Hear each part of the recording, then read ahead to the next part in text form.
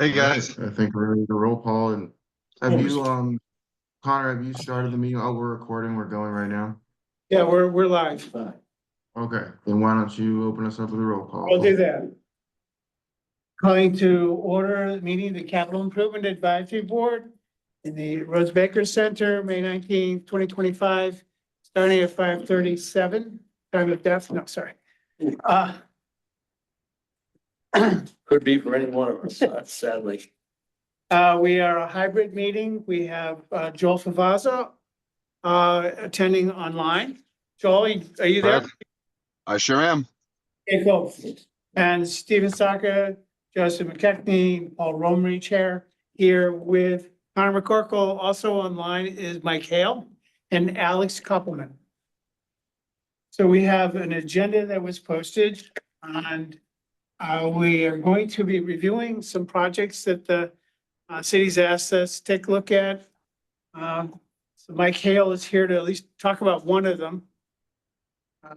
Then we'll be working on some recommendations for what the capital plan should look like. Some of the threshold questions, criteria that go into defining what's in the capital plan. And then Connor McCorkle, the Chief Financial Officer, will be talking a bit about what the mayor's budget holds for capital planning and the next steps. So The minutes, you want to, we can do the minutes right now. we should approve them. Yeah, rather than wait till the end. Yeah, Forget- well, it's right in. Really forget. So Yeah. everyone should have a copy that were emailed out this afternoon of the minutes from April 15th. Here's the whole packet. Yeah. April 15th. I only heard from one person who suggested I correct the name for the general counsel. She is not Suzanne Vega, she is Susanna Egan. So that got fixed. I don't know that she's got a big singing repertoire. Suzanne. This is a meeting. Mhm. What is it? What's her name? All right. It's Suzanne Egan. Yeah, that's Yeah. what I have in mind. Right, I fixed the typo, Okay. the brain fart. Thanks for your time tonight, Mike. Appreciate it. You've seen this group before. We came and visited you. a couple of years ago. Absolutely. Can I just get a motion to accept the minutes or, sorry. Motion to accept. And then we're gonna move on to Second. Mike. Second, all in favor of Aye. accepting the minutes? Joel? Joel? I'm still here. Sorry, audio got weird. Okay, we set a motion that was seconded to accept the minutes from April 15th. I vote in favor. Okay. Unanimously in favor. We'll move on to the next agenda item. A presentation from DPW Director Mike Hale on Central Fire Station. So I assume you gentlemen have toured Central Fire in your tour of city buildings. We did. Yes. Yeah. So I guess the long and short of it is we have a very old structure, not necessarily designed for modern firefighting needs, but this is where we are, and there's unlikely a chance of a new central station anytime in the near future. Obviously, it's something that we need to consider for, not short term, but for the long run, and start talking about it sooner than later. But in the meantime, we have our Central Fire Department with all our officers and our various firefighting groups work out of and live in 24/7. And the buildings need some significant amount of repairs. The fire chief constantly reminds me of the need of capital for that building, and we've just been a little bit short on being able to close that gap for the last few years. We have, I don't know if it was shared with you, but we had a proposed roof replacement. An architect looked at the roof to replace the roof. The roof leaks. It's a very old built up roof. It's gravel on top of tar.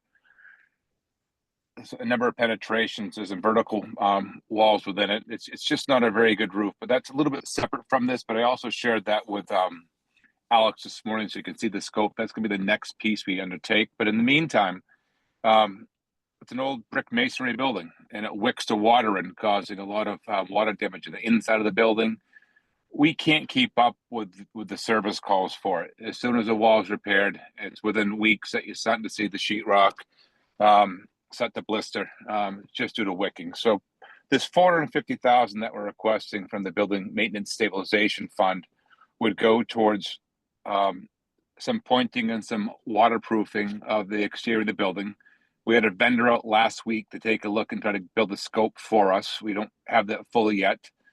The garage floor has some significant sagging issues that need to be addressed. It's just pitched the wrong way. Obviously, I think School Street was probably a little bit lower elevation once upon a time. But as the garage bays are open or the cleaning trucks, we have some water issues within the building. The overhead doors are probably some of the most heavily used overhead doors in the city. Whether it's calls or just getting fresh air or working on vehicles, those doors are opened countless times per day. They need to be redone. We have some issues with the heating system in the building. We'll work with National Grid on perhaps replacing what's there with some heat pumps. The building's not currently on a full generator. We'd like to get that building on a full generator again. It's someone lives in that building 24/7, lives and works out of. And the kitchen, which has been kind of, When you say full generator, as opposed to just emergency outlets type of backup? we'd put the whole building on a generator adequate for that whole building. So all the mechanicals, not just lighting, Okay. emergency lighting. And the kitchen area, where the firefighters prepare their meals. It's been kind of cobbled together over the years. The firefighters made an attempt at that a number of years back.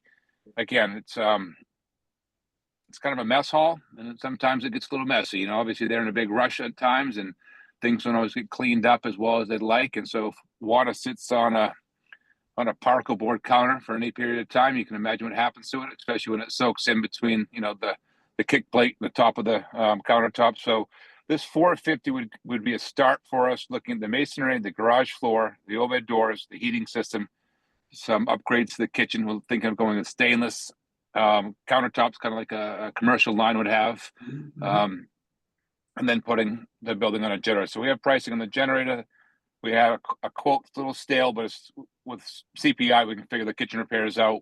Heating system, we work with the National Grid. We have a quote on doors, we have a quote on the floor, and we're still waiting for the quote in the masonry. But we feel we can make some significant strides to making that building a better place to work and live in with this 450 from the stabilization fund.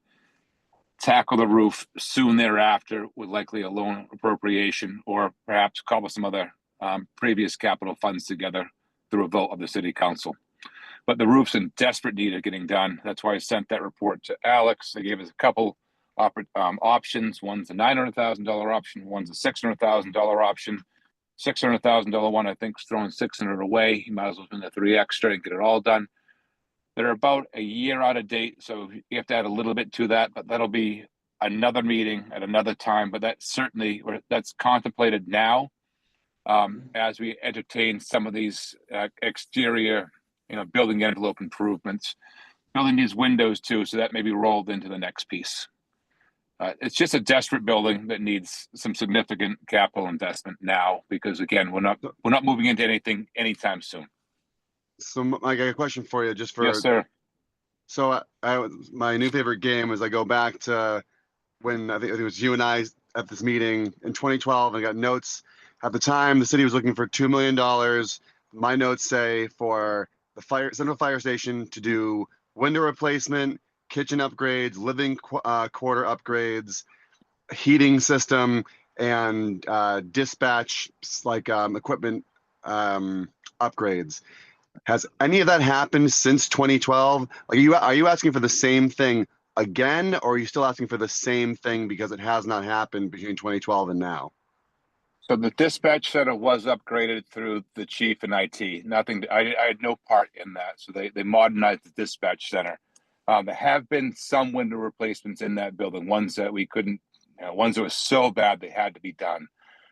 There was some repairs to the heating system. Again, you're talking 13 years ago. It's already. I don't say it's outdated, but it's time again. We have some National Grid incentives, which could put something in that would be a better quality heating system, provide better efficiency, and take advantage of some of the National Grid incentives to get us kind of in there for a lot less money. The roof wasn't done. A lot wasn't done. I think the ask may have been a little too light, and I know the dispatch took a lot more than the chief envisioned it taking. We replace those overhead doors every few years just due to the wear and tear of them. And there's been some instances where they've been, not fully opened and they've gone through them. So that's just day-to-day life at a firehouse. But we did not make that capital investment for long-term repairs back in 2012. Other things came up and the money was diverted. Okay. Still use it at the station, but just not enough to do it all. Right. So my other question was, at the time, I think it was the Kirk administrations, we've been through a few since then, that, back then the Capital Improvement Advisory Board would ask, well, how much longer are we using a time? Because it was like, is Central Fire going to Fuller? Is Central Fire going somewhere else? Yada, yada, yada, right? And so the answer you gave tonight, or the preface you gave tonight about like, we're not going anywhere anytime soon, is a more definitive statement about the future of that station than I think we heard, previously.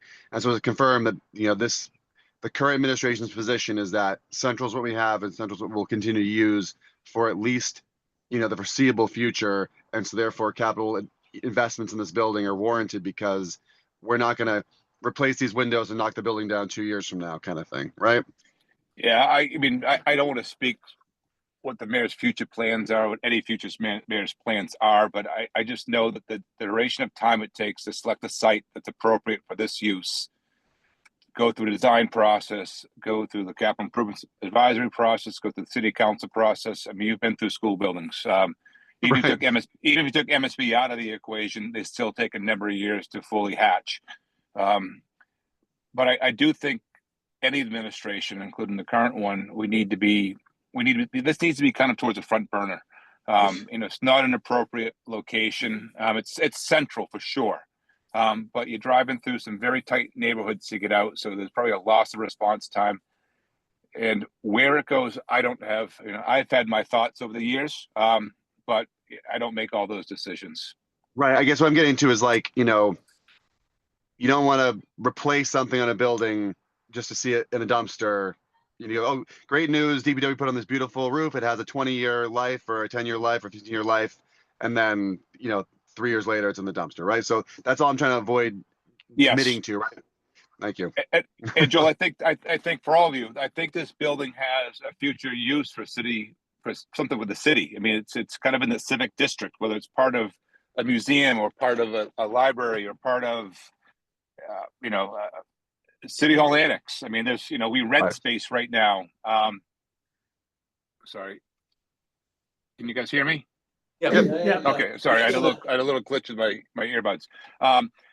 So I think any investment in this building will be an investment in the future use of that building too. So if we use this building for something, different in 10 years, the roof still's got a good 10 years on it. So I don't think it's throwing good money. I don't see us putting a wrecking ball through that building and building a new central there. I just don't think the space is adequate for a modern fire department's needs.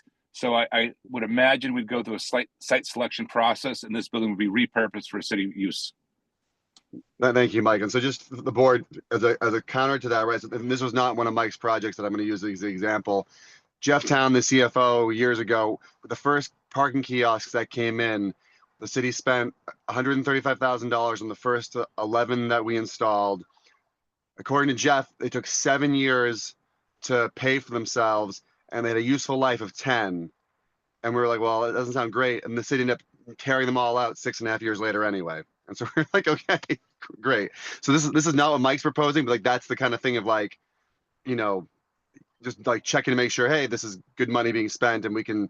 Someone says, why would you guys recommend that? You go, again, as Mike just pointed out, even if it's not a fire station, a building will need a roof. This is not a fire station specific roof. This is a building roof that'll keep the building watertight. So that's all I want to get out there on the record. Thank you.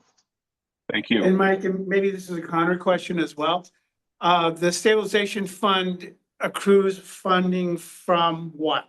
Free cash. Free cash, okay. It's part of a free cash distribution formula. Okay, so free cash is something that we can easily put aside here for this kind of purpose. That's correct. And is this something you've regularly accessed before? Does it put you in a hole next year if you were to basically use up what's available in it? In the We- stabilization? I think Connor always tries to, the CFO, including Connor now, always try to maintain a healthy fund balance within that. Okay. And it's replenished as free cash allows. It's a great fund. We've used it on numerous projects in the past. It's nice to have cash available versus borrowing for small projects like this. Yep. It's a great tool that I have, with, obviously the city council and the mayor's blessing that we can tap for projects that are necessary. But we always try to make sure whatever we put into it, we're not taking more than that right back out. Yeah, okay, So this is keeping that minimum. Grow. okay. Mike, I question / concern. You mentioned a lot of different things of upgrades for the Central Fire Department, but when we took a tour, the female accommodations were lacking is a bad word, is a good word for it. I mean, it was terrible. Is there any thought of trying to take care of? Because I think we're gonna get more and more females, whether they be paramedics and or firefighters in our system. I think the city certainly owes the fire department that. I know there have been some minor improvements, but again, I think any building, if it's not weather tight, you don't focus solely on the interior. I mean, this building's function is to get fire apparatus in and out. Doors have to be done. The garage door needs to be safe. I agree So, with that. I guess what I'm saying is ask for a little more and help the female people. Yeah, I You think, know, sure. And I don't disagree with that. I think we can only withdraw so much from this fund today, and this Yeah. will get me started. And then as we take a look at the next piece of this, which will be the roof and perhaps some additional interior work, this wouldn't be done in a vacuum through Public Works. I'd really need, the fire chief to weigh in on what his staff needs to facilitate all their needs. And I meet with the fire department regularly. I sit on their joint safety meeting. It used to be monthly, kind of more quarterly now. And so those issues are usually raised at those meetings. And it's certainly one that I could bring back to the chief that was mentioned here. And as we get towards the next project, which would be the roof, we can really, dial in to see, what interior improvements can be done. And some of these we can do. We have a great staff of tradespeople. It's just obviously masonry, pointing, garage floors, some of those are specialties. So we get the specialties out of the way. Understood. Yep. But, just, they had a closet for a head and a shower, not for nothing, but recruitment's a thing these days. And if you want to bring people in and keep them, accommodations are something that's worth considering. And fine, I know it's not you, but ask Eric and see what he has to say about it. Mike, what struck me from that tour we had was the electrical system and the very poor condition. I think we saw fuses still in use in the fire station, and I don't know where that falls on the list and if there's just too many other things that take a priority, but it would seem to me that in the fire station, we want to have the best possible. Well, they can Well, call the what- fire department.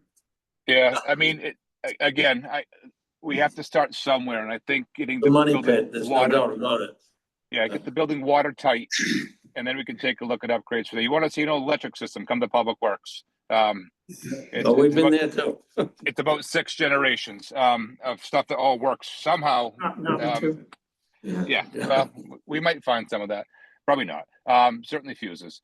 But again, we take this first allocation of funds, Yeah. we make, and then we segue into the roof work. We get the building weather tight, like you'd want any building to be, and then you can start to focus on some of the interior work, such as electrical, such as accommodations. When I sat on the first wave of the building committee for the police station, that was one of the major concerns down there is adequate services for female officers and matrons. So, that was raised at the very beginning of that meeting, and that will be raised as we kind of dive further into this, and certainly raised as we get into the programming for a potential news station somewhere down the line. So I know we've all had the experience of wondering how this building has stayed open for 100 years. And we know that there are a heck of a lot of competing demands.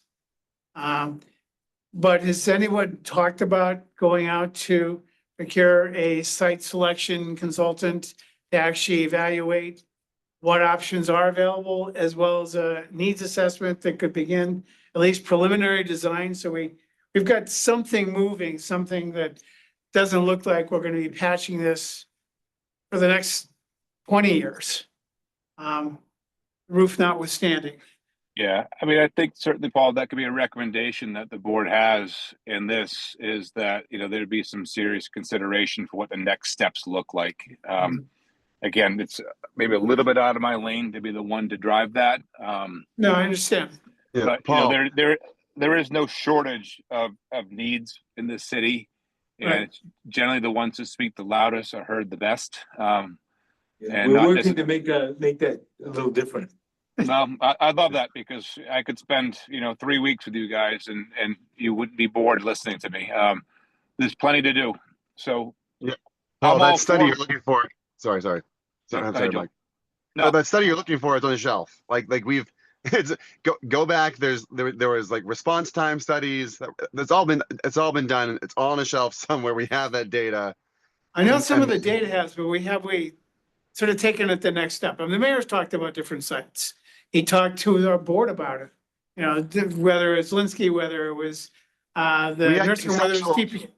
We had a conceptual fire police combined facility Right. drawn up concepts but that obviously I think is off the table because we just spent $19 million in the police station. That's not going to happen. Right. Right. Yeah, I'm saying, so, like, Paul, I'll doesn't exist. jump in. It's, one of the reasons that we asked Mike to come talk about this tonight, I don't think we normally have, a conversation about building repair and rehab, because it does happen quite a bit, but this is a critical building that we really need to address in a capital improvement plan.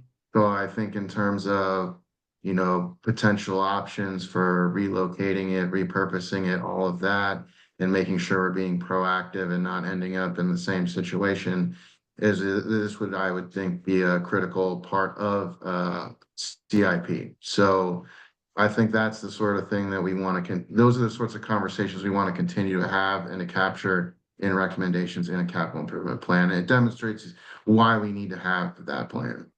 Mm-hmm. No, I appreciate that. Thank you. Right. I mean, I don't think anyone's gonna suggest that this is an unreasonable request. Could probably be double that if there was Yeah, funding to support it, and you'd still be only making a dent. we would support. But is there a motion to, I guess the motion would be to accept the request or to Encourage or Recommend. Yeah. Recommend. recommend the request to have $450,000 capital stabilization fund for emergent central fire station repairs. Is there a motion? Second. Joe McCutcheon, second. I. All in favor? Aye. I Okay, thank you. Any final thoughts, Joel? no, good luck. I will maybe not get a formal motion to do the follow-up, but I think we should keep the foot on the gas pedal to at least force the issue. And What's the next step? Yeah, I mean, this You is- can't keep putting Band-Aids on this thing. there's not another 100 years left in that building. So again, I think the repair work that Mike's talking about, I believe that needs to be done. I will just say it becomes one of those things where I'm not experienced in this field, right? So I can never tell. I can only listen to what I'm told, and I've been being told as a resident first, then as a member of this board for the last 25 years. Like when Bruce Toby was mayor, I remember I was in middle school and he was explaining to me back in 1997 how that fire station building was woefully inadequate. And we're almost 30 years past that and still somehow making it work. And in between then, I've heard other mayors, Mike Hale, as you know, Chief Smith, they've all explained how it's woefully inadequate.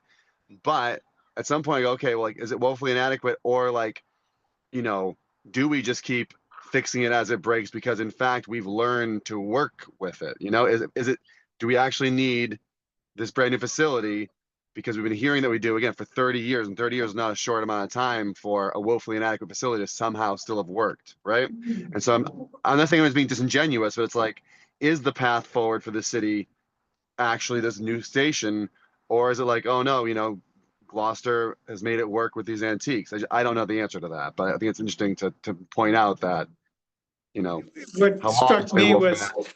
we needed to order a particularly narrow fire engine because the existing bays didn't accommodate the standard design for fire engines. And it cost us another $100,000 to narrow the fire engine that we were ordering, what, 2 years ago, 2.5 years ago. Simply because this building is outmoded. And the I fact think, that the ambulance service is working out of a station that I wouldn't treat my dog in. So it's, I think we'll have this discussion, I'm sure, about whether we can keep patching it up or we need to look at it. right. I think the other issue is the ladder truck. Chief Smith explained that when we replaced our ladder truck with one we have now, our current ladder truck is shorter than our old one was because you can no longer get a ladder truck with a ladder as long as our previous one was to fit under, like, into the bay. It wasn't like a width thing, it was like a height thing, right? So like, no, so I appreciate all those things, but it just, you know, always kind of begs the question of like, oh, this is the thing that we absolutely need to do yesterday. And then you go, okay, well, again, I was first told that in 1997. So, you know, like, is this, Yeah.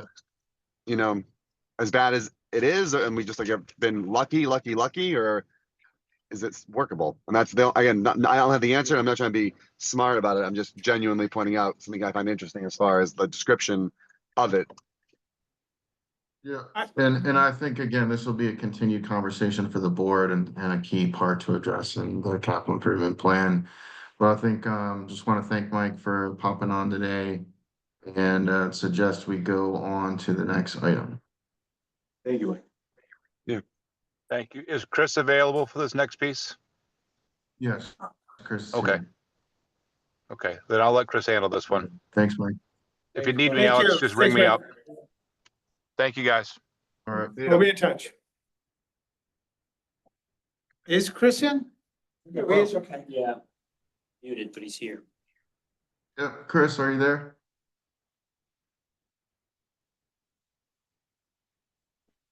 Going to join, do we know? No, he's in. Yeah. Yeah, he's just on mute at the moment.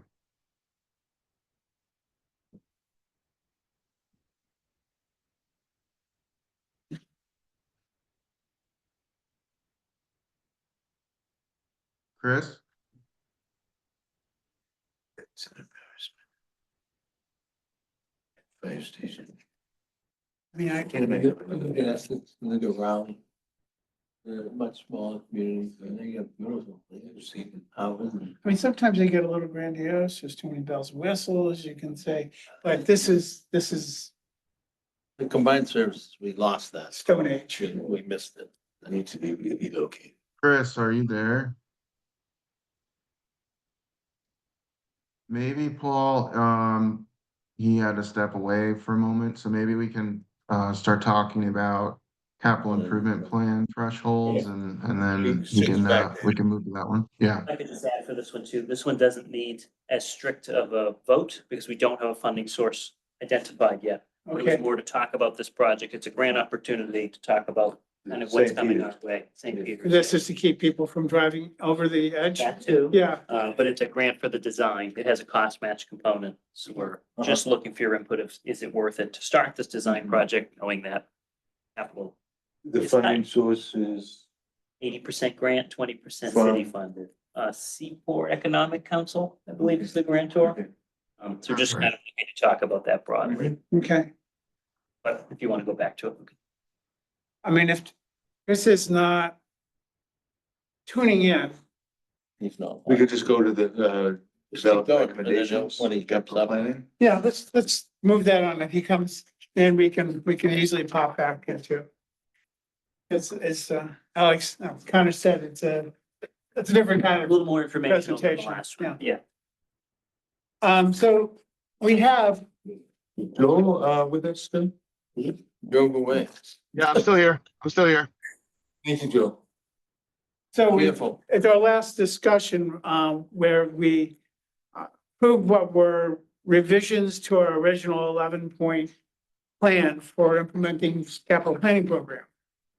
We talked about meeting this time to sort of outline what the plan looked like, what would it include? What kind of cost threshold should be applied to determine whether things above a certain value should be in or out? What other kinds of criteria would make it a difference? And so I did include sort of package that comes out of Division of Local Services from the Department of Revenue. So that's in your packet. Under instructions for completing capital project submission. And it kind of outlines what some of those thresholds and criteria look like. And then I kind of on the back of an envelope typed up a series of thoughts. And I think Connor has additional suggestions. Yeah.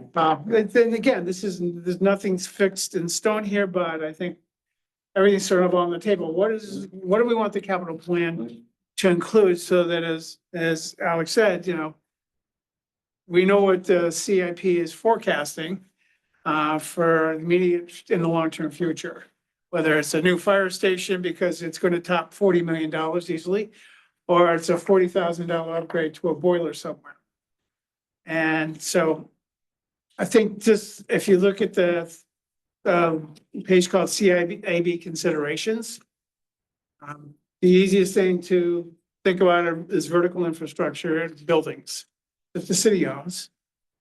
And then you can look inside those buildings and isolate some of the major building systems.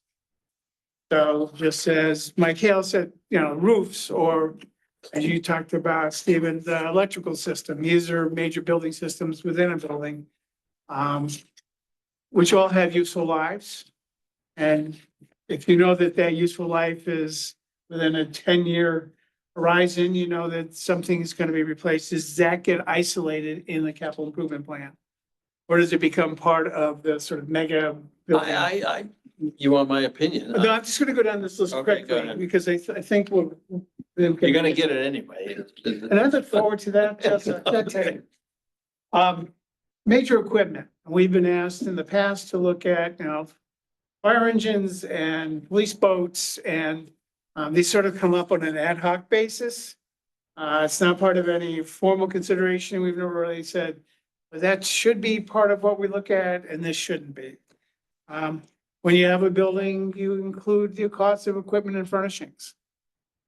Sometimes you can do a whole makeover because everything is like in City Hall, just a tad worn.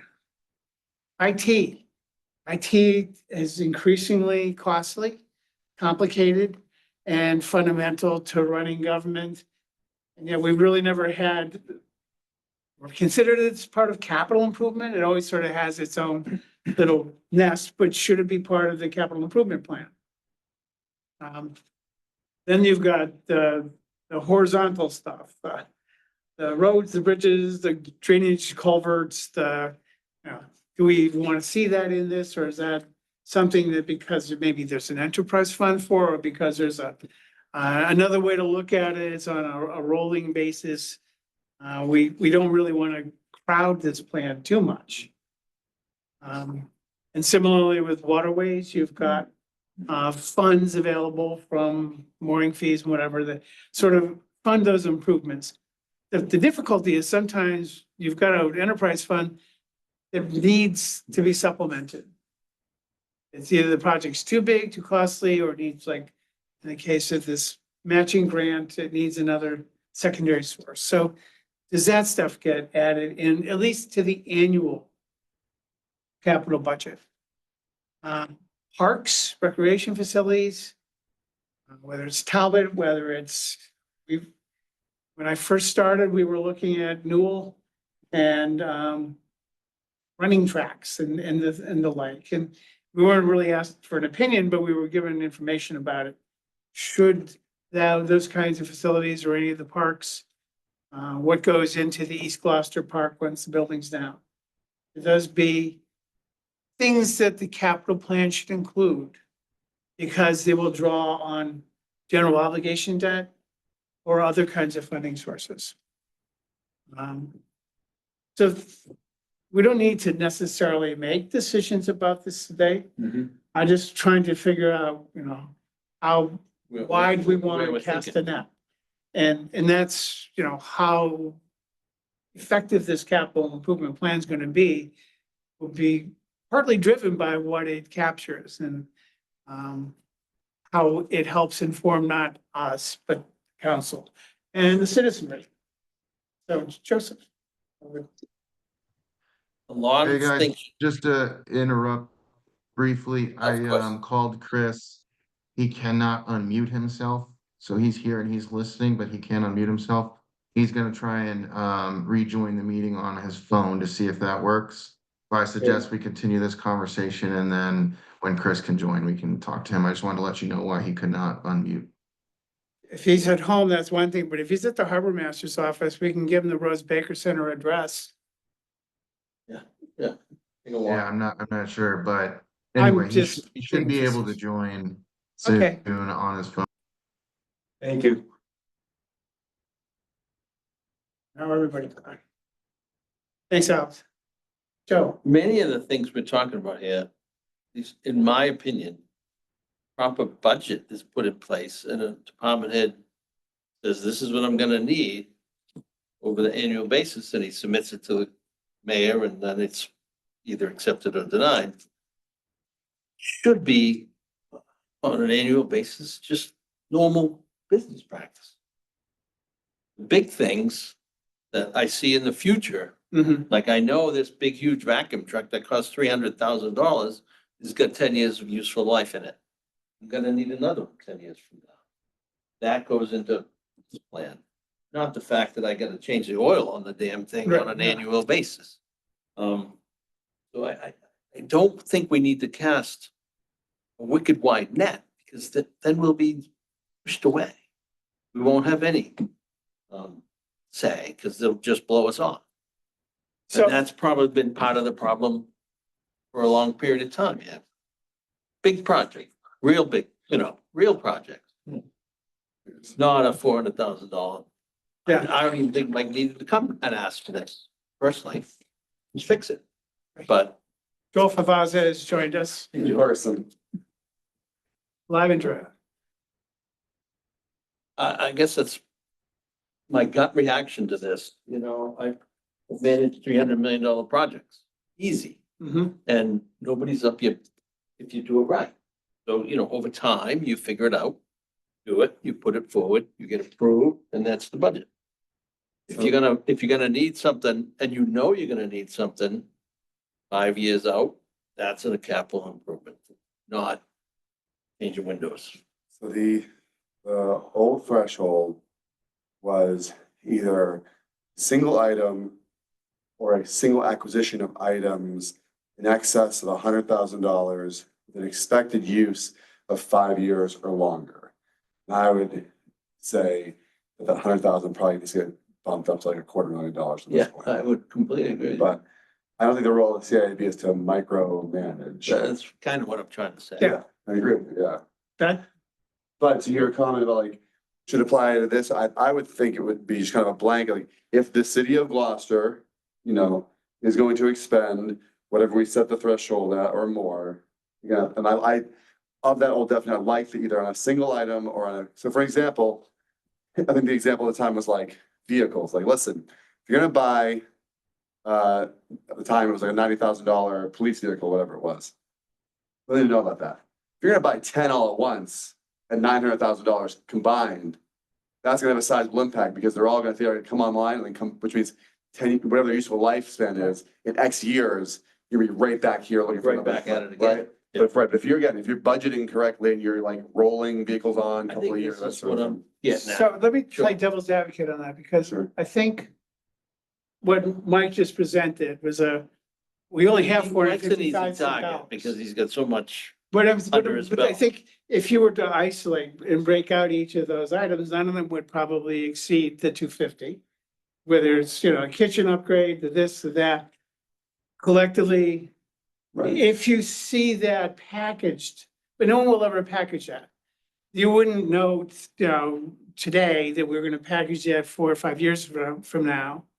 Especially when there's this other laundry list of fire station items. And I'm not saying I have a solution, But it was packaged. only because it's gotten to a critical mass stage where you can't avoid making some of these improvements. But so let's say in this perfect, this ideal world where, we're riding the ship, right? And all of a sudden, everything's being managed, properly. Then it goes like good, none of these hit 250, and we'll never be in a situation where we need to do, brick repointing and roof repair and window replacement and kitchen upgrade and floor repitching all at the same time. And if we never in the situation again, then we'll never hear about that building again, because it's not, something that rises to the level of needing citizen input to advise them, it's like your DPW director and your fire chief are telling you, we need windows. And it's not more than $250,000 worth of windows. I'm okay if we never even know about that, So right? let me ask you this. If, I don't know, if 5 million is kind of the magic number for what we're using for annual borrowing, Geo, yeah. But it's just say for the sake of argument, it is. And we've got, 4 million of it committed from multi-year projects, and you've got a million left for some flexibility to do stuff, and someone's gonna make some decisions about what that million goes into. Does this board have any role in making a recommendation, what should be prioritized, for example? Does this board have anything to say about, we need to really study the replacement of this, so I know you wanted to do upgrade and improvement here, but it's time to get the fire station study underway in a serious way. I mean, that's where I'm thinking we run into some conflicts and conundrums that you can say that a whole bunch of items under the fire station need to be done. They're roughly gonna cost this.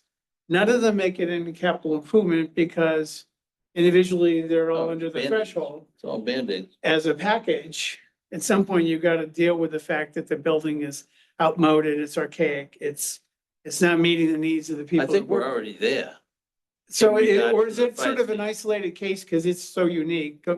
Or the DPW facilities for that matter, Well, or that's a another sort of tragic. disaster. Right, but right, but the DPW facility, again, as far as I'm concerned, if Mike Hale has, that building, the whole building and the grounds need a bunch of stuff, right? Like what was it was, that tour when I was insane, right? And if Mike Hale has, $100,000 need to do some upgrade to it, like, again, it's like, I don't know that if we need to get involved or if we should, I always try and say this to like the city council. I'm like, your job is to write a lot of the boards, right? I'm like, the mayor's job is to appoint qualified people to these boards, and the city council's job is to vet them and like, either a thumbs up, thumbs down, and then get out of the way, right? Like, trust your planning board to do their job, trust your con come and do your job. You don't need to like get your hands in everything, right? City council.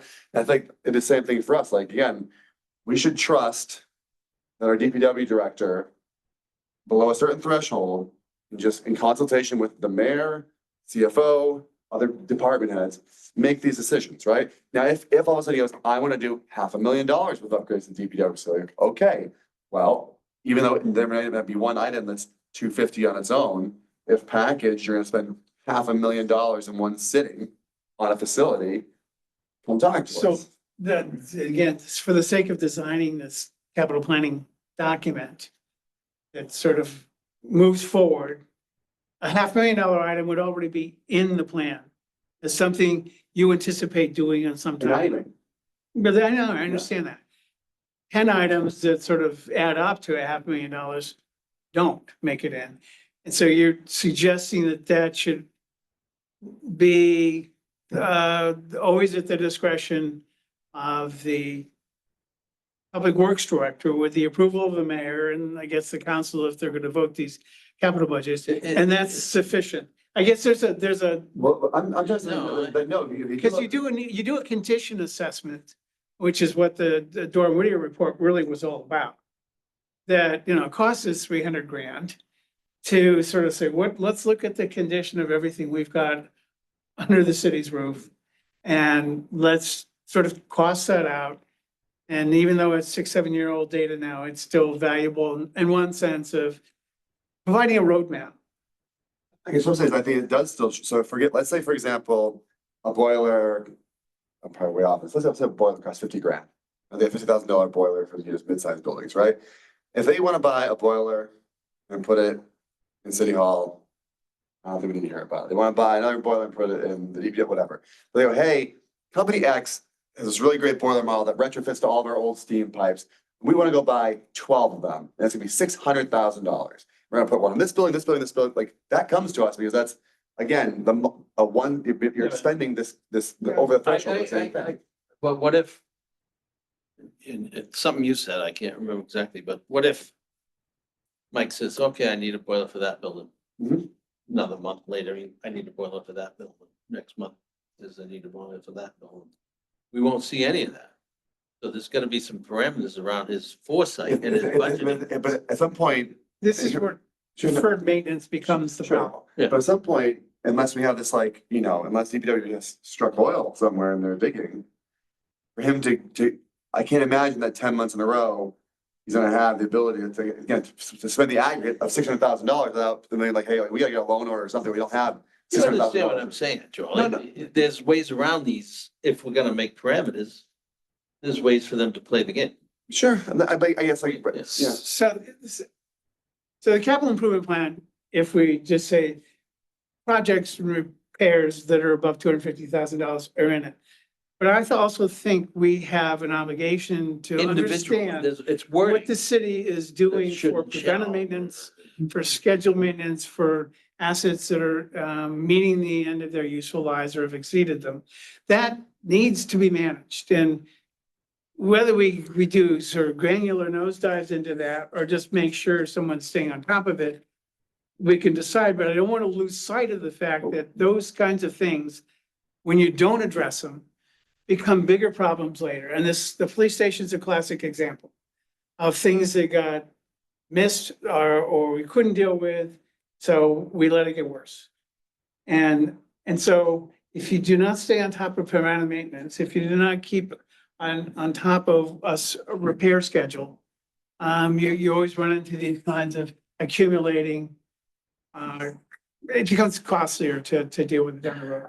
I think that's correct, but just to kind of push back on that, we're not the capital improvement auditing board, we're not the capital improvement regulatory board, we're the capital advisory board, right? We say, we're not even supposed to, as far as I'm concerned by my read of the charter and the code, I think it's within our purview to say, hey, we're using the fire station example, like, we recommend this.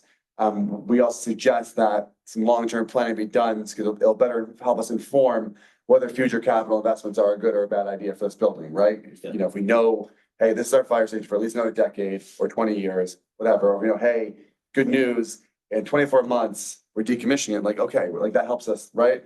But beyond that, I don't think it's not our purview to set an agenda. So for example, if, I don't want talking about micromanaging. well, I'm trying to make sure that people, and I think Mike made the point.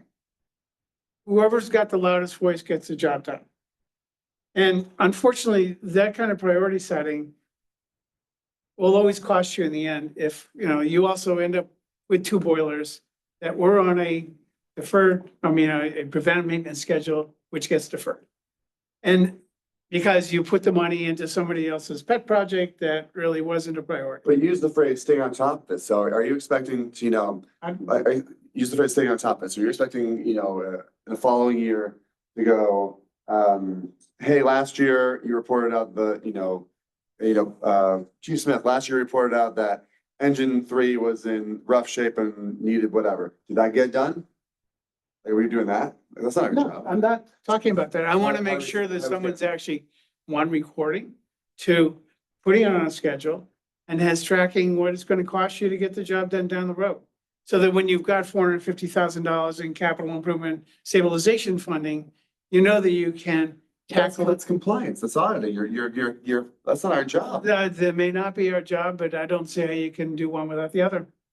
I don't, you I can, think we we want can, to establish that process. I don't think we need to be involved in. I said, I don't want to I think micromanage. there's several things that we need to do perhaps during this phase where we seem to be making some progress with helping to set those parameters, and even if we phase them in, if they're needed, we'll just see how it fits, but it seems like we don't want to lose sight of the fact that we are an advisor. So let me just ask this differently.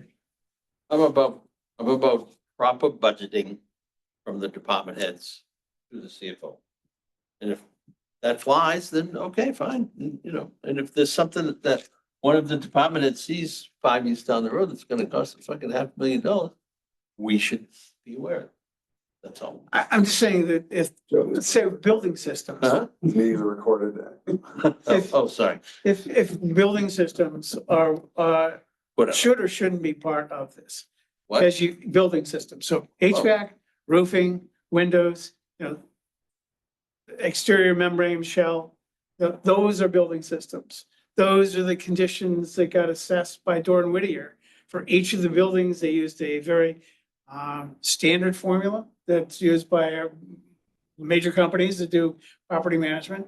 They identified useful life, they rated condition. And I would just assume no, that someone says, well, that boiler has been in use for 25 years. It's due. It's someone, it's a, because what happened, It's no I saw surprise. when. You know when your refrigerator is gonna fail, if it's 20 years old, you But might if as well get a new no one one's, before it breaks. so Mike Hale leaves, Ooh. just like Jim Destino left, just like, and people, and where's the record of what we're managing? Now, if we had a full-throated, you know, software management package that did manage all the assets, I wouldn't have a question that at least it's recorded, it's noted, you can put it on a schedule for discretionary management. We're not gonna have that for a while.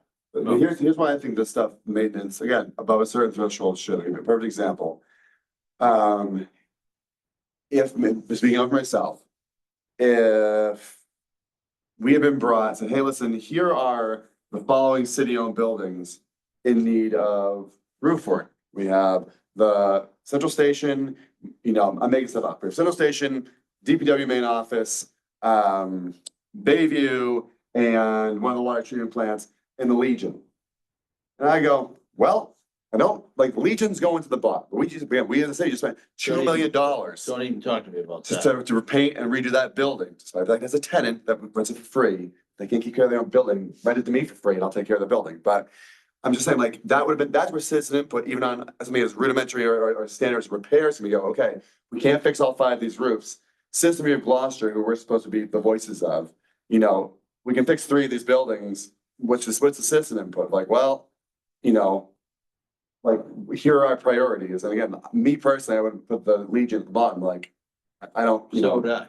fine. But that's why I would think that we could still have a role in that, because we can provide citizen input as to, okay, we can fix 3 of these 5 needy roofs. Which ones and why? And knowing about the future of things, like you're kind of pointing out, is important because you're okay, well, normally I'd say central fire is very important, but you know, we're hearing that it's being decommissioned, so I guess, well, you know, we don't think it's as important, like that sort of thing, right? But yeah, but it was not for us to say, I don't think we should fix roofs this year, right? I have no interest in doing Okay, that. okay. I want to know that someone has it on a schedule. They've looked at the condition of the roof. They know based on the work orders, on the useful life projection, on X, Y, and Z, that you could set up a priority scheme, knowing that you're not gonna have a whole lot of cash available in any given year, certainly geo debt, until we have some of these projects paid off. And that we're gonna be able to at least measure according to some criteria that creates a priority plan. And no, I have no interest in knowing whether the boiler in this or the HVAC in that, or I just want to know that it's being done. And if we don't have a software management program that tracks that for you because you've dumped all that data in and it's giving it back to you. We just need to be able to be mindful that these are competing for that $1 million of available cash every year in geotech. And again, the last thing I think we need to do is go through that with any kind of fine tooth comb. We just need to know that it's being accomplished and we can move on beyond this because I don't want to take this more time than we need. I'll just jump in. I know this is something that we're going to continue to talk about, and I think maybe next time around, Connor and I could bring some recommendations for thresholds and things, and we could discuss and clear those. I want to just see if Chris is able to unmute himself, if we could talk a little bit about St. Peter's Marina. Chris, are you able to unmute yourself now? Can you hear me? Yeah. So, Yeah. Chris, Perfect. the last point I want to make, I will let you guys move on past it. The last point I want to make is, again, there needs to be, because we are advisory, there's a chance that we provide advice. It is respectfully declined. And things go a different way. And we can't, so for example, we can advise strongly that we need a systems management thing put into place. And the administration can respectfully decline that advice. Yes. And then if we come next year and you go, hey, you didn't do this thing, we heard you, we decided against it for whatever reasons. We still have to kind of deal with the hurt. right. And so, The well, no, rejection. so I was. I think we all have pretty thick skin. Yeah, I'm No, not sure. really worried about So a perfect example, there's a picture of Newell Stadium last weekend. See the huge lake between the track and the turf? It's a water And Don- feature. And Don Fricklin sat here and told us that you cannot surcharge that ground enough to hold the turf. You have to go put it in the parking lot and put the parking over here. And they said, can't do that, gotta put it out here. And so we did our best to be like, that's the wrong place to put the $3 million field, go put it on the granite up gradient. Hi. And no, and I sat there watching a lacrosse game with a lake on our relatively brand new turf going, you hear the ghost of Don Fricklin being like, I told you not to put the field there. But, Yeah. we can't say, well, we're not helping you with GHS anymore because you wouldn't listen, right? We have to go, okay, you didn't listen. How do we figure out how to deal with that sort of stuff? And I appreciate that. It's like, I, But we Yeah. would have done our job if we made the recommendation and they, again, respectfully Right. declined. I mean, that's, That's all you can do. and right, and That's what it is the A what- stands for. So- Yeah, sorry. go ahead, Chris. sorry, we're gonna, we don't want to hold you up any more Chris, than go you've ahead. already been. Thanks for Sorry. your time, Chris. You still there? Yep, can you hear me? Yeah, thank you, we Loud can. and clear. Okay. So, I mean, as you all know, St. Peter's is in dire need of repair, dire need, at a cost of approximately $3.6 million. What's the work? At $3.6 million, that's a total replacement. Or, okay. Middle What of, does that mean? Step it back for me. When you say replacing, are we talking about the marina, the The- parking lot, the? the Where's- actually, the pier, the wooden pier in front of Oak to Ember. Oh. Yes, along with the retaining wall that holds the brick parking lot up. So over towards from where the ramps are, where the gangways Yeah. are. Yeah. So that section of wall and the return section of wall that goes towards Mac Bell's property. Yes. The rechinking and repointing of that. A second middle of the road repair would be 2.5 million. I don't know if that's a really good thing to do. Back to the spending, good money after bad money. That's only a repair. And then a Band-Aid would be $380,000, just replacing some decking and some railings. So What's the triage? If you only got that 380, what do you do with it? So the 380 is the wall chinkings, which is the repair of the retaining wall, Mac Bell's and not Mac Bell's, but the wall facing Mac Bell's, the gangway wall, the decking on top of the wooden pier in front of Oak to Ember, the railings on that same property, And that's pretty much it. That's pretty much it.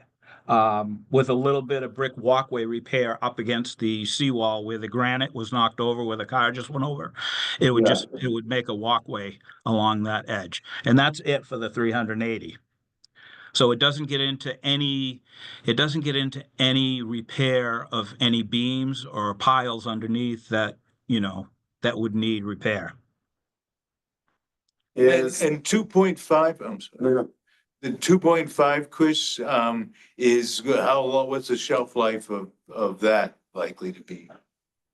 So we don't know. We're talking maybe 10 years. You know, we have no, I mean, the structure is pretty old, it's 30 years old, so, you know, we don't know. GZA did a study and they actually did another follow-up recently. I haven't got their second report yet. They were down checking the piles in the wood beams underneath. I haven't got that. I'm not sure if Mike has got it yet. I don't think so. And just so everybody knows, I4C2 is in the same predicament. so I know that, when we say I4C2, you actually mean the boardwalk portion, right? Yes, yes. Is that, So is that boardwalk portion on I4C2? Is that's on the parcel in front of I4C2, isn't it? Say that again? I thought the boardwalk was on there's two parts, there's I4C2 is the land part. I thought the boardwalk was on the parcel that has the actual, like, lobster boat floats. Is the Yes, boardwalk it on the? is. Okay, It is. So the wooden part is a separate lot. So there's a Right. sheet pile wall which holds back the earth Right. from the dirt parking lot. It's two separate lots. I think it's 65A and 65 rear. So we're talking the pier on 65 rear, I believe it is, where the floats are. that actually leads me to my next question about St. Peter's. So I know, for example, I4C2, the license for the temporary parking has expired and is out of renewals, and we're just kind of, you know, playing the game of hope DEP doesn't remember that we're doing this over here. Has anyone, is St. Peter's, you can't get a license for a parking lot, which is my understanding why we don't charge down there. I could have that, you know, I know the rule is you can't get a license for a parking lot. I'm told that's why we don't charge, that we call it St. Peter's Park. Because you're allowed to have filled tilings for a park, but not a parking lot. That being said, is St. Peter's licensed appropriately? You know, when we go to DEP to say, hey, we'd like to repair this stuff, do we open up any sort of can of worms? They go, you know, they look at this and go. I don't believe so. I don't believe so. I believe it's licensed properly. There was a big to-do about it, very, yeah, you know, that just passed by, with parking. So I don't know the parking part of it, just the pier part of it. Parking meters out of there. Well, my understanding was when I first heard about that ordinance, I laughed. I said, I don't know who's gonna tell them they can't do that, because then if you, the DEP does not allow you to fill islands for parking lots. But my only concern is you know. I need to open up a. It's not part of the waterfront harbor use plan that would have been given state approval. I mean, No idea. Chris, are there any funding options that are currently on the board for this?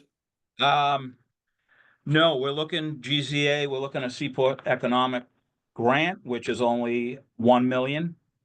It's an 80-20 match, and that's all, that's it. That's it. We don't have any other Just for design. funding. That's just for design. That's my understanding of that grant. You can only use that money for design. Correct. are there any other alternative funding sources such as naming rights Raising sponsorships? the rent. St. Peter. Just saying, naming rights sponsorships, right? You know, Newell, $500,000 of that, that's why it's the New Balance Stadium. Chris, I'll get Yeah. right to the elephant in the room. We, the city, supports those docks and that decking and all that crap. And the Lufsmen store all their gear up there for nothing. They tie up for nearly nothing. Why? Why is that? Why can't they supplement this funding? I'm just sick of it. we're giving away too much, always. Yep, myself and the Waterways Board have talked about it. They had a rate increase almost double, and they got away For for a what, lot of years. $10 to $20? Yeah, well, they got away with a lot of years for, with no fee increase. Recent time before me, it almost doubled, and they were all up in arms, which whatever, it is what it is. You think they'd be happy with, oh yeah, we got away with it for all these years. You know what I pay to And mow now my it's time boat, to and it's pay. a hell of a lot So- more than they pay. Yeah, so typically we bring in $35,000 a year at each marina. That's it. That's it. That's a farce. Yes, Yes. me. Hope the Ember should be paying you too. They use that deck. I don't know. I just think Well, Oak to Ember has their it's own deck. soft in that regard. No, They have a patio and then there's the deck next to it. they use it. They got tables on it. But, It's not No, that, Oak to Ember is a totally separate deck, completely separate. It's tented in, and there's a rail between Oak to Ember and that pier. they don't use it. So So- they don't use it, for anything like that. So what can you ask us to do towards a solution here or on your behalf, or what would be our role at this point? So. Is this so- informational or is this? So, yeah, informational. So, yeah, I don't know. I have no idea how this is going to be funded. I mean, there's no way that our enterprise fund can fund, a project of this size. We have a very, very small reserve. Is this required for just to like the jump harbor in. walk thing? I'm sorry, I So lost you. Is this just to jump required in, because of the harbor walk that goes, it is So part this of it. is, so a portion of this is the harbor walk. and who's making us do that? State, Who's making us do what? the harbor walk along So the what thing. brought this to your attention in the first place, that the work needed to be done? Have you seen Yeah, that deck? so just to jump in, Oh, I so- think the idea was to this year apply for the Seaport Economic Council grant and then potentially borrow against the Waterways Enterprise Fund for a match as a potential option. So I don't know if Connor, you could speak to more of the mechanics of that, because I think that's the sort of thing that would be good for the board to weigh in on. We have a month to apply for this grant. Grant proposals due at the end of June. Have to commit to a 20% match if we're gonna go for this $1 million grant. So the upfront need is, we need $200,000. We have to come out of a stabilization fund. We wouldn't borrow for a $200,000 project. Then it opens up the larger issue of, okay, you've done this design, now you need to do the work. Now you know. And what if they the don't scope. give us the grant? Do we get the 200,000 back? It would be a cost match. So as we spend down the grant money, we'd spend 20% of it. No. If we put the 200,000 up front to say, we're willing, you give us the grant, we'll do it. Yeah. If they say, no, it's not worth it. Oh, then we should retain funds. Yeah. And again, this grant is for design work only. But these numbers you spoke about, the 3.5, the 2 point something, and the 380, that was was that for design or was that for the work? That's for the work. Fine. Okay, so, theoretically, it should not take $1 million to design a 3 point million repair of existing seawalls. Am I fair in making that bold assumption? I would agree with you, Joe. Yes. And Chris, like, what do you think, Chris? This is going to cost $1 million to design. So I believe there is an old Seaport economic grant that had $50,000 or $60,000 left. I believe that's going towards the design. That's what's paying GZA David Smith to do this preliminary design and survey.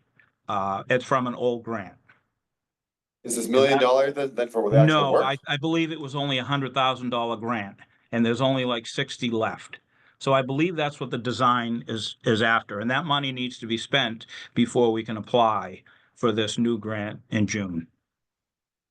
But he would know better than that. Okay, so I know there's a- Mike was working with GZA with that prior to me. I think you should put it back on the fishermen that have been abusing that dock all this time. You want this? Well, this is what it's gonna cost you. So, Or otherwise, we're gonna take it all out because the wall's falling down. See you later, bye. They fall down on them all anyway. right, so my question then, so you got the $380,000 Band-Aid that's just like replace the decking, repoint the wall, you know, and hope for the best, right? And then you've got the middle ground that you seem to be not a fan of, that you said buys us maybe 10 years.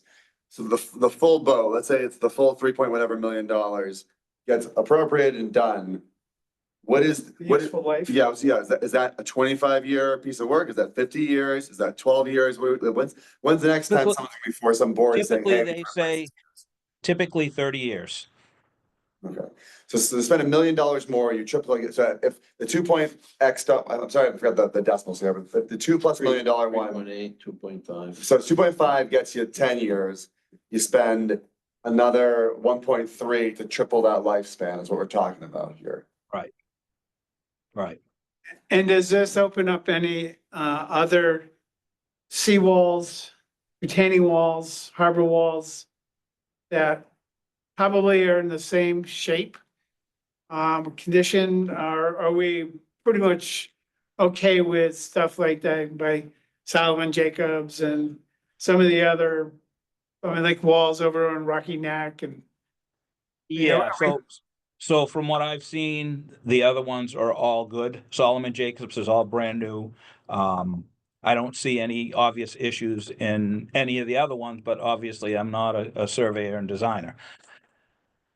Well, beyond Gloucester Harbor, there's Lanesville, Lanes Cove. and- Yeah, that's brand new. That a huge section of that's brand new also. and nothing along the river that we need to worry about, that landing or No, budgeting or no, we have Corliss Landing, which is just, it's a boat ramp, and it's kind of basically. in tough riprap. shape. That's a What's mess. Jones Creek? No, Or the Corliss is even worse. Corliss Jones is Creek. in tough shape, but you didn't hear it here. So, yeah, so I mean, I don't know where the money's gonna come from. I really don't. This I made my enterprise fund can't suggestion. support it. So this, thank you, Chris. So I think this kind of goes back to, you know, even though I certainly voted in favor of the fire thing a moment ago, this is a perfect example of like where we need, oh, we have a seawall that needs repair. And like, yeah, like I walk with my kids across that deck and like, it's like, you know, the one always eats it, right? Like, I know about qualified immunity, so I'm about to bring a city against the city, but like, a kid always eats it going across there, right? The decking is so bad on that portion. But it's one of those things like, you know, vacuum, yeah, of course. You know, hey, Chris, if you can find the money, like, sounds smart, repair it, like, got seawall and piers, it's a very, you know, it's a very serious thing, should have, you know, whatever. But in the context of, okay, how big is the pot? And what are these other, right, what are these other things, right? Like, you know, where does this fall, right? Well, if you don't lay it out and document it, it falls out of the sky when you least expect it. So at the very least, we should have a document called the capital improvement plan that identifies all these different kinds of projects. So here's what I'm gonna put out there, and yes, if we get a second, we can do a vote, or we can not do a vote, whatever. I'm gonna make a move, sorry, I'm gonna make a motion that we, at this time, only recommend the bare essential work be done, not because we don't think there's, you know, importance to it, however, we cannot possibly opine as to whether 2.5 or $3.8 million is, you know, appropriate to be putting toward this until we have the full context of the entire capital needs of the city. I would like to figure out a way how we would recoup this money from the users of that facility. Or at least a portion. Better than we get now. Right. You know, like I said, I know what I pay to keep my boat in the water. Those folks, no offense, I mean, a fishermen, but they don't pay jack down there for what they get. And those boats sit there year round. Mhm. You know, we're subsidizing them. You, me, all of us. And that's just not copacetic in my They head. get power. Yeah, so, well, so. They I'm not do hearing a have second. power. I'm gonna withdraw my motion. I'm hearing a second on that, so. No, withdraw no, my motion no. on that. Don't Okay. withdraw it. I would second what you said. Absolutely. Make it so it's not a But liability. then you can second it, we have a discussion about that. Okay, so there we go, now we've moved to seconded, so like, discussion on it is one of the things, so I've always stated that I want to see where all the needs before we can pot, again.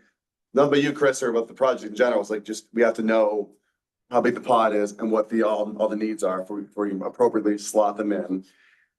You know, Joe here is saying we'd also like, you know, condition of any recommendation beyond that may come with like, you know, seeking to have user fees or something, you know. Or at least an increased user fees. Whatever I mean, it is. you know.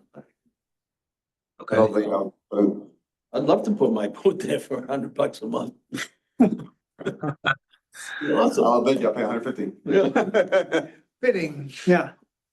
So, I don't know, not to be a jerk, but I guess I'm sort of surprised that we're only gonna be able to apply for a design grant. It's not the design grant. I just reread my notes. Design grant's in place. It's $1 million towards the work. Oh, good, okay, that's better. That's, no, that's, So now it's down to, well, and it's an 80-20? 80/20. Even if you do the bare minimum, 20% of that you have to cover. yeah. 60 grand, 70 grand. And if there is still some left over in this fund for this fire grant, that might solve part of the problem. yeah. I mean, it's Rich, small, I don't know if- small changes. Based on that, I'd like to amend my motion. Excuse me. Go ahead. So I want to amend my motion in like there's a specific $1 million grant that I move that absent receiving the grant, the city spend no more than the $380,000 outlined to do the emergency repair work necessary to keep things safe. However, should the city be awarded the $1 million grant, then I recommend that we spend up to the $1 million, which would be a $200,000 outlay for the city, and get as much as you can done with that. Again, but absent a full understanding of the capital needs of the city, we can't opine as to whether or not spending the $3.7 million requested is or is not a good investment or good expenditure of time, of money at this time. Insufficient context. Yeah. Second. I'm happy to vote on that. All in favor? Yeah. All right. Well said, And Joe. getting that down to motion form will be a Yeah. challenge. It's on record, so. We will do. Thank you. So does that answer your question, Chris? Yes. Yes, Good luck. Good luck. I guess, I guess. I have many questions. Yeah.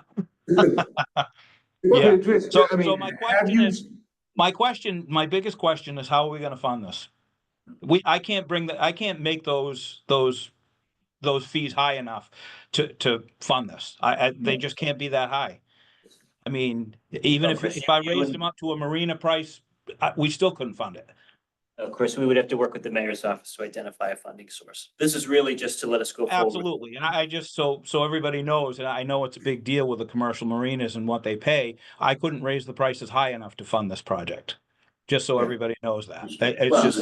over time you could. I mean, how long is this? Absolutely, over time. When you rebuild this, if you did the whole thing, it'd be a 30-year rebuild. Should be anyway.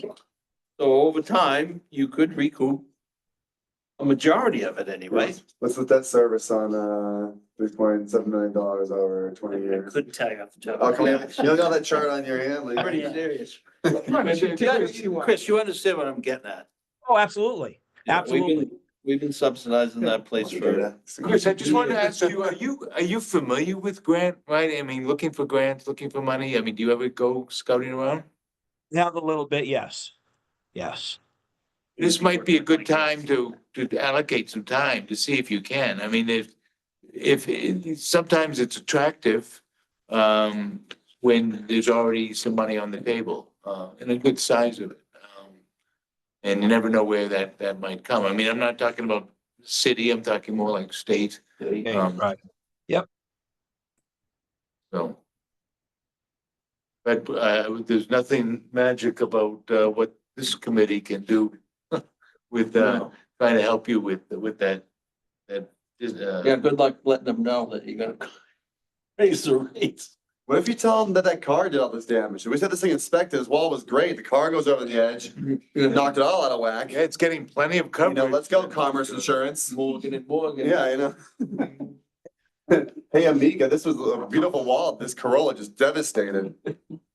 Yeah, it's crazy. I can't believe that little car pushed that big granite block right out of the way like it was We're nothing. lucky she missed both the ramps. Actually. Yep, and the float below. Yeah. And the same bows weren't there. Yeah. Oh, that would have been. That would have been. Then, Yeah, yeah. then that'd have been hell of a Then bad. I move out of town. Jimmy Tree would be right on it. You broke one. So if there's no more discussion here, it would be great to update you on another matter pertaining to the capital improvement plan. So before we do that, I want to just Chris clarify. is good to go though, right? We'll let him up. Chris is Thank off the you. hook. Thanks, Chris. We just have to start digging down and looking for the pot of gold or buried treasure somewhere on the waterfront. I just want to make sure before we do that, Alex, that we have sort of this open set of recommendations to at some point decide on. I think the only thing I heard there was some unanimity around was a $250,000 threshold for projects in the capital plan. I was gonna ask Connor though, what some of the I was gonna standards. say, this is a deviation from your peers at $250,000. So I pulled some of them today. Andover's 15,000. Marblehead's 25,000. Newberry's 10, and Hamilton's 25,000. That's micromanagement. I think that's ridiculous. Those Well, it would numbers. be to review all of the requests submitted by department heads so they could go into the capital outlay during the budget process. You're gonna think it's almost like this new phase one where you would be ranking, maybe 30 projects submitted by department heads. And then it would be moved into the capital outlay of the operating budget. Different process. It's almost like a pre-review. And if it was a large enough project, then it would go and be amended into the capital improvement plan. Just want to highlight. Struggle with that, those numbers. I struggle with those numbers a lot because I don't think all your department heads would appreciate such micromanagement. To be honest with you, and they'll be getting pissed and they won't write. Many of them a have proper no budget. capital budget as is. I was gonna This say- this would be new to them anyways, you know what I mean? Most of it's Mike Hale. Yeah. I mean, he's got He's the got oversight everything. of all the vertical stuff. And you're gonna think if we were to package many small requests together, I could then do one borrowing, I could do one in general obligation bond for a package of small projects that were ranked by your group and approved by. I'm curious if in those other communities, how it actually functions. And how old those thresholds are. Like, are they actually in use? Right? Like, okay, every time the Hamilton Police Department wants to spend $15,000 or more, every time they replace a vehicle, the CIAB has to get involved in that. Is it solely an information? Is that how? it Yeah, it'd be part flows? of their budgeting. I mean, they do it now to the mayor's office. So the police department would say, we're gonna have 3 lease payments on 2 Tahoes, and 3 lease payments on 3 Tahoes. Yeah. You know, they give you a Part of list. the annual budgeting, right? Connors is not like a day-to-day thing. I roll. I don't think. Because our role is to, again, right, our role isn't to put together. Per the charter, our role is to put together this plan. Our role is to like consult, like. Well, we're supposed to be reviewing the mayor's recommendations, not advising the mayor on what we think he should include.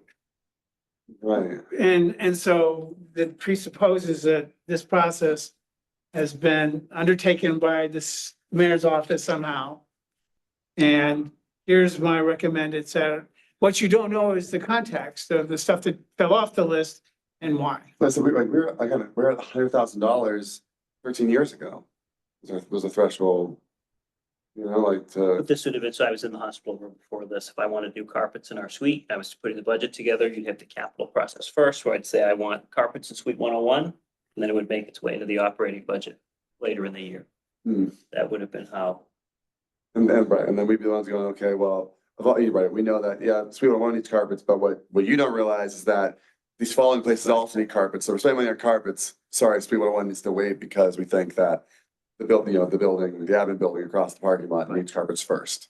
We only have enough money for, Well, like One we set of reached a carpets. point with DPW this year where our fleet was at a critical point, trucks were falling apart and they were driving them off the lot. You'd say, okay, we're holding off all interior improvements this year because we know DPW fleet needs the most attention. And those would be many small purchases, which we would then package up into a borrow.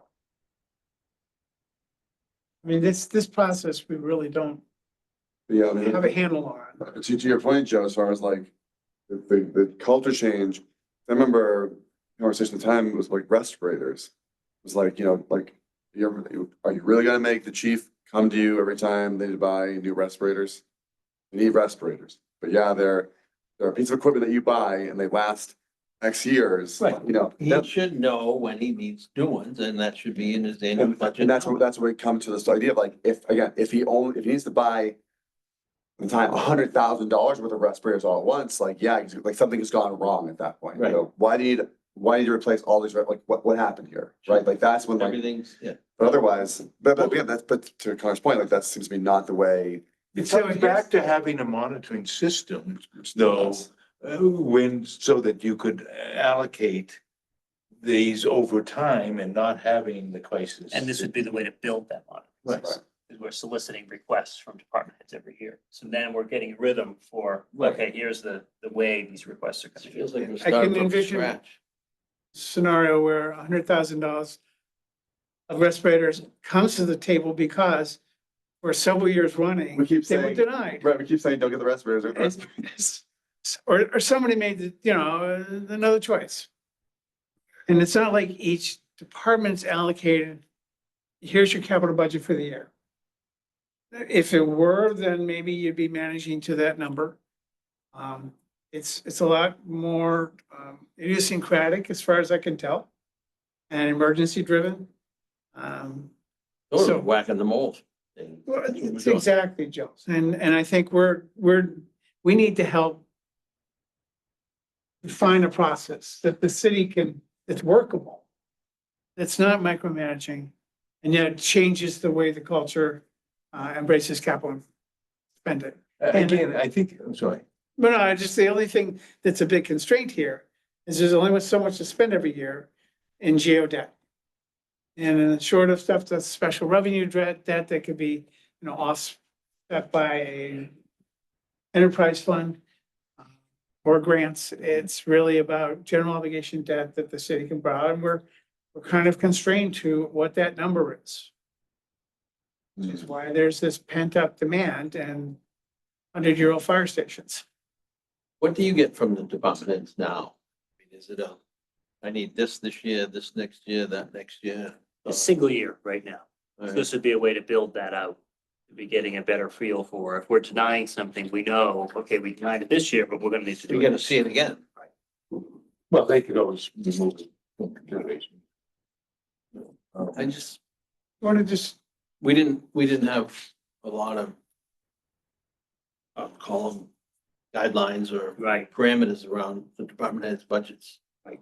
Years gone by. yeah. This would be new for them where they'd get a set of criteria to say, if you have a project that meets these criteria, this is the time where you ask. for it. Now, then you start Yeah. bringing it to the table. Right. Hold it in your pocket. Right, and like Mike said, the loudest voice gets what they want because they know to ask for it, That's how I had a it department head reach out to me today and she said, my building doesn't have fire alarms in it. How do I start the process of getting fire alarms in my building? That should be a priority one. First thing you do is but go, it's just you didn't go know. to Ace and buy a couple.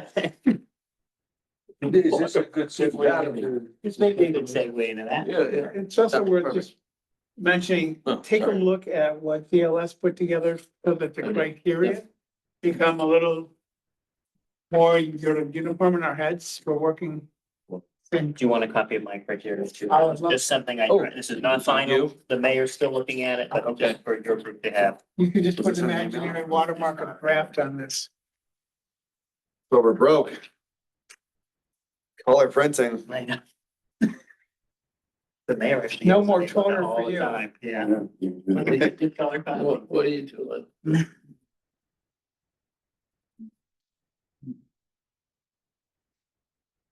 It's very, very much just restating kind of what was on your document. It's just my take on it. But it's lengthy if you want to read it. Yeah, I mean, this is very familiar.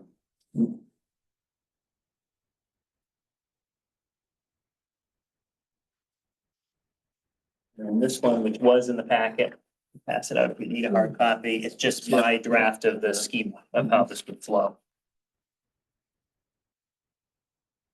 You think 50 grand is a reasonable place to? That's the Yeah, upper limit. I know at this point, we really should have one. 50 is where we would, my thought of where we would Yeah, start. but as, given the cities you mentioned, that sounded like the upper limit.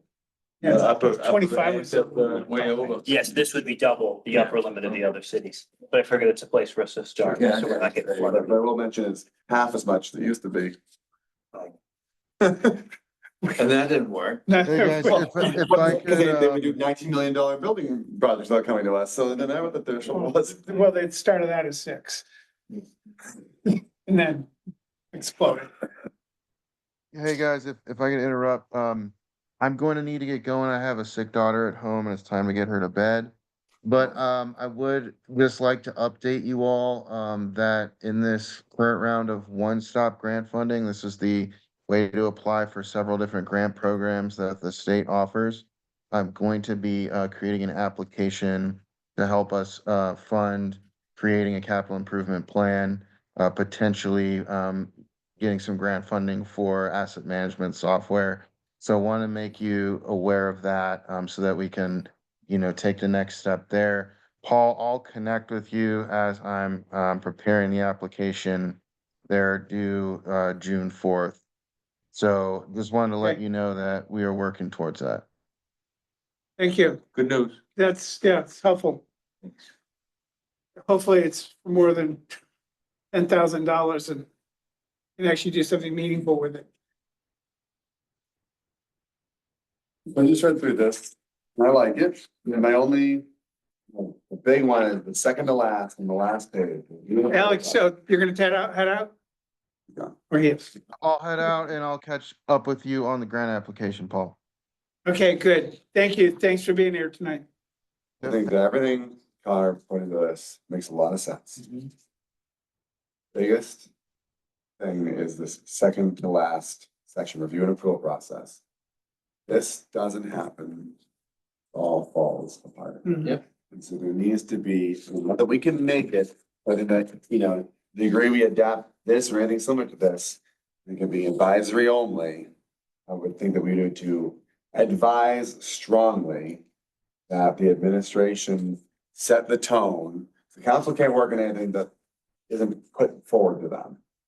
And if the administration says, hey, we're not sending anything to council that it qualifies as a mid-year capital plan adjustment, going through this process, then I think we would be able to, actually begin that process of culture change and how things work.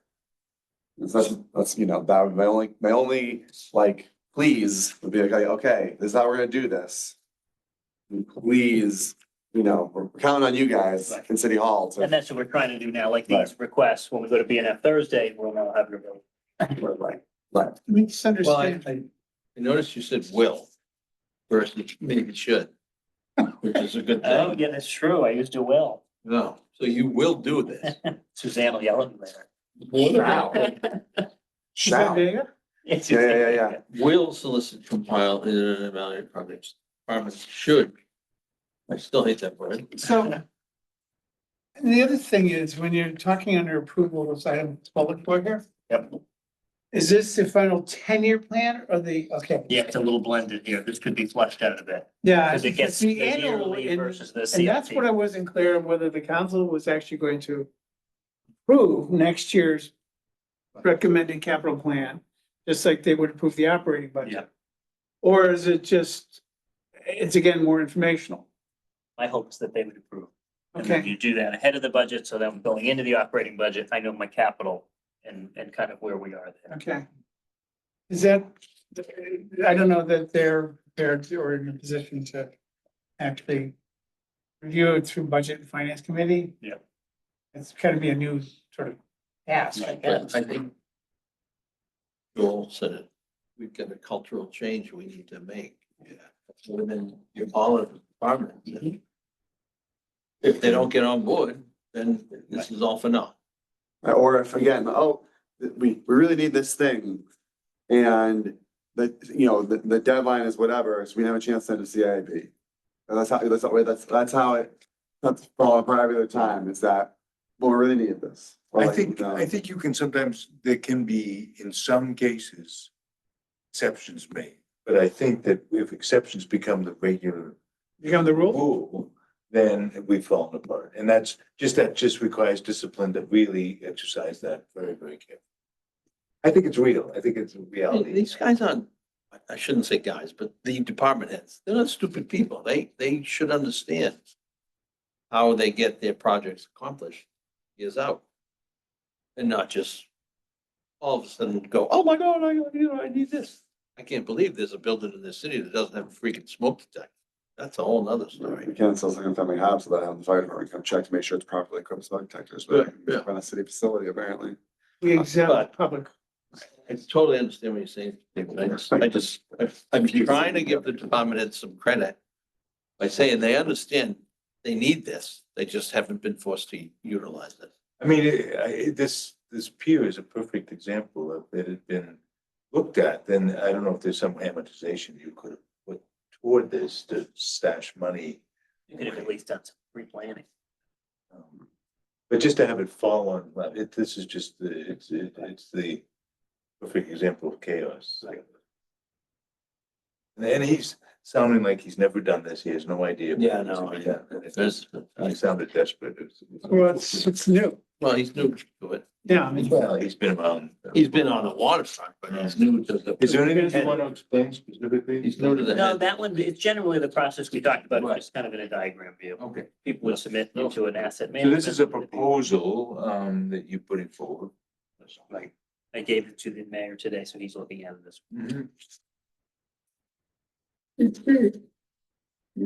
So is this something that we get back to you on? It's informational at this point, if it helps. No, it didn't. It's a flow chart for people to realize. But it's within the ordinance. This is operationalizing the ordinance. It's my only concern, and I don't have an answer for how, but I can see it's gonna be, so for example, in the interim, right? Good practice, have people come talk to us again, right? But I think, again, just my opinion, it'd be very hard for us, the exception of the fire station, I voted on because like, even though I don't know the full, I understand that building, I agree with Mike, I can't imagine we're actually leaving anytime soon, so a roof is good for a building, whatever, right? But for the most part, I think for me, my answer would be a lot like it was today, like, I don't know what else we need to get done, so I couldn't possibly tell you whether or not we should or should not spend $3.7 million on anything, right?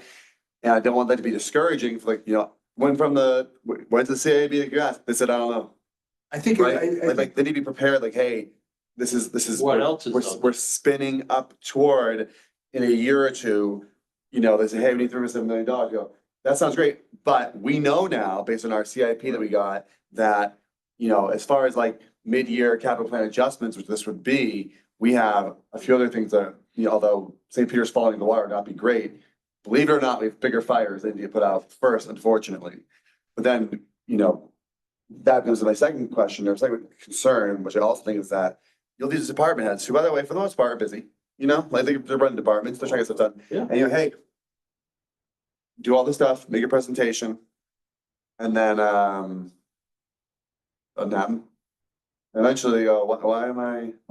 well, I mean, I'm just gonna wait till these windows are broken, because when these windows are broken, then they're gonna have to replace these windows. I'm done doing the dance about why I need windows. Someday they'll break and then they'll be a thing, right, So Connor, what would you say would be if we implemented this in the next month or Yep. two? When you'd start to see some turnaround, because it is going to be a culture shift. Yeah. You have to assess, build a system and FY27. build some data. And I think that's what the first couple probably years of soliciting requests is where you're gonna really inform the plan, because you're gonna get so many more upfront. That's where people are gonna start identifying. We don't have a master plan to look Some at. of the department heads will probably change out and some of them will be younger and they'll understand it. They won't be set in their own ways. Mike's been around for a long time. It was just like with the old CFO. I was petrified when he was gonna leave. Who knew he was gonna drop dead, but no, I thought. Anyway, but, to Mike's point, like, Mike's a perfect example, like, Mike's got stuff to do, and like, he's come and talked to this board about that fire station. You Many know, times, I'm right, sure. at some point, I Mike's a professional, at some point, he's gonna be like, Why? I'm done talking to that board about this station. I'm 'cause just going to the, I'm going to City Hall. Right, Well, 'cause I would disagree. eventually, this wall is gonna crumble and then it'll get built. Wouldn't you say that's why we'd solicit a project list? So we Yeah. wouldn't have to do this Yeah, piecemeal. yeah. Right, so we'd have a pre-approved. Yeah. That's the whole idea. But that's where I was. You have a 15-year contract in the city, right? Yeah, my Okay. appointment's 15 years. Yeah, good, okay, perfect. Yeah, it's already. I mean, I think, Yeah. you know, Mike's a good guy. There's a lot of good people there and it's discouraging. Did they have him say, it's just the noisy one, you know, I mean. Not worth the bother. It's just, it's a broken system. I mean, And I think you recognize that.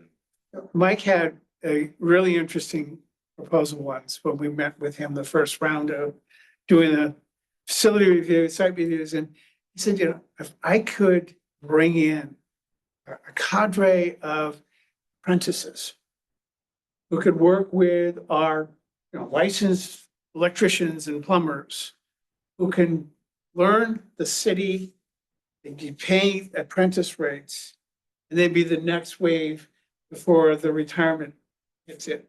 That would be like, for small money, Vocational school. probably. you know, and but he's thinking out of the box and he's thinking Yeah, ahead. yeah. And, you know, it's the kind of proposal that's gonna go like, well, that's like $250,000 worth of salary or something like that. And it will immediately fall on deaf ears. Or at least they also train people on the facility. No, yeah, Exactly. that's what he's saying. Yeah, I Yeah, you get know. this huge problem, have some apprentice electrician, hey, you know what? Do this You're for gonna learn 2 how to years, change out. then you're got a full-time job for the rest of your life. So, but I mean, I've taken that's the that. kind of thing where I think Excuse me. there's no one to hear him. Now, one of the things that concerns me about this depends on how much scope we actually have to review. Is Alex is not in a position to work with this board on some of the mundane detail that some of this implies. Even just putting paperwork together is something that Allison doesn't do for the board. And if you're talking about your office being sort of the central point, that seems to be a little bit out of the wheelhouse as well as all the other stuff that your office, so it still comes back to, I don't know what we're prepared to deal with. We have the capacity to deal with because it's, especially as we sort of ramp this up, it's gonna be a lot of detail and it's gonna be paper and it's gonna be computers and spreadsheets and shit. And how you store information and how you cross-reference it and it becomes organized. So that's just one of those things that sort of lingers in my head. Said, hey, we can review this and there's a last minute rush to figure out what paperwork can we get to them and what can they reasonably address and are they even thinking within the mindset of, you know, here's the criteria we're gonna look at consistently to address whether this is a go, no go or so I mean, those are the kinds of things that are operational that will become they become real. Throw it out there. Joe, were you listening? So, Anything else? I wonder if there is a next meeting where we want to go into any of this in detail. We want to take this under advisement. We want to take Connor's ideas and chew on them for a while to Departments have all submitted, you've submitted the final budget out, the proposed final budget out to the council. 26 is 26 is Done. done. No. What I'm saying is, in that budget, are there any other large things? Capital? No, so that we really only do a big capital outlay in both water and sewer, both the enterprises. Because they need parts throughout the year. so it's really setting up process and It's in, you know, The number, I mean. I think the number, I it's mean, if recommended 50. you're comfortable I'd with be that, happy with something higher personally, but 51. no. I take Connor's, If Connor says what to do, I'm gonna Yeah. defer to the expert on this. I think it's, We can move it down if need to. I'm just thinking right down the road, training. Because this just doesn't land on somebody's desk or somebody's email. It says. I don't know where that. Yeah, I what think we'd have office to take that us would come from. You're gonna, managers meeting. you'd that have we to go on a with the city. roadshow. Yeah, So it would we'd be have to- within departments. your. Yeah. your purview. Yeah, we'd probably take a managers meeting and just run everybody through the process. So, but realistically, how many department heads are we really talking about? I mean, Mike's, like I said, yeah, I think this is, Fine. what you may have is people feeding into the information gap. Right, it's more. And I think Mike has talked about problems that they have at TPW. Thinking a department head that controls the building. Everyone has their own building, probably the people that. And how many would that be? The DPW, police, fire, IT. Senior center. Senior center. Schools? Veterans. Schools. You go for principals each? He's principal? Now Gary would have to. Right. My counterpart at the Bill school. Town Hall. Your favorite. All right. Anything else? Ready to go? No, Move to adjourn. move to adjourn at Second. all approved, All right. calling it. We'll kill the meeting. Who's on the meeting? Yeah, you have to do it over the wall. So do you want to meet again soon or later? Do you want to just think about this? Do we want to like